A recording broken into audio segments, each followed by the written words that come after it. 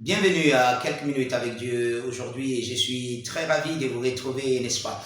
Aujourd'hui encore autour de la pensée de la parole de Dieu et de partager avec vous, n'est-ce pas, ces pensées qui viennent de la parole de Dieu. Et aujourd'hui, notre thème, ne cherchez pas à plaire aux gens du monde et ne les enviez pas. Ne cherchez pas à plaire aux gens du monde et ne les enviez pas. Nous allons lire un verset dans le livre de Proverbes, le chapitre 40, le chapitre 24 et le verset 1. Ne porte pas envie aux hommes méchants et ne désire pas être avec eux.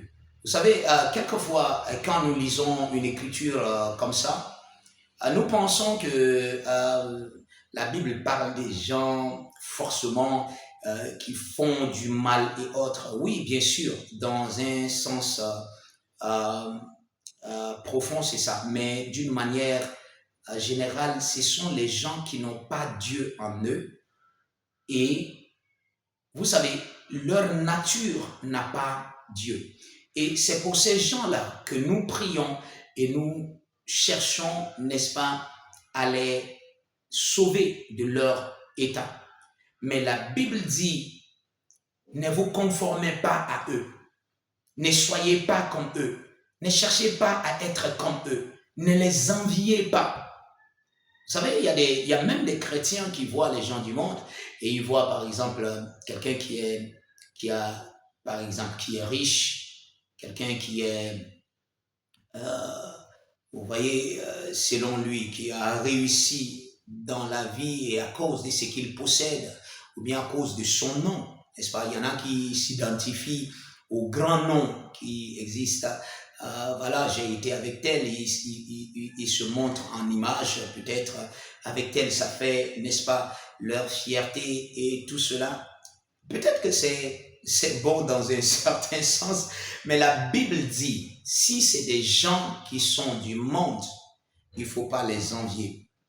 La Bible dit dans le livre de Somme, le chapitre 1, le verset 1, heureux l'homme qui ne marche pas selon le conseil des méchants, qui ne s'arrête pas sur la voie des pécheurs et qui ne s'assied pas en compagnie des moqueurs. Il peut être influent, il peut peut-être avoir un grand nom, il peut peut-être être très riche, mais s'il n'a pas l'esprit de Dieu en lui, il ne peut pas être ton modèle, il ne peut pas être ton conseiller. Non, il ne peut pas être ton conseiller. La Bible dit que le conseil vient de Dieu. L'esprit de Dieu est un esprit de conseil, la Bible nous l'a dit. Vous n'avez pas besoin de quelqu'un qui est sans son esprit pour vous conseiller. Vous ne pouvez pas, n'est-ce pas, mettre sous des jougs étrangers. Vous ne pouvez pas, regardez, en tant que chrétien, vous devez savoir qui vous êtes, connaître là où vous êtes censé, n'est-ce pas, œuvrer et vivre votre vie. Vous vivez dans le royaume et il y a des gens dans ce royaume qui doivent être votre modèle, qui doivent être les gens. En fait, vous pouvez, n'est-ce pas, envier devenir comme un senior dans le Seigneur.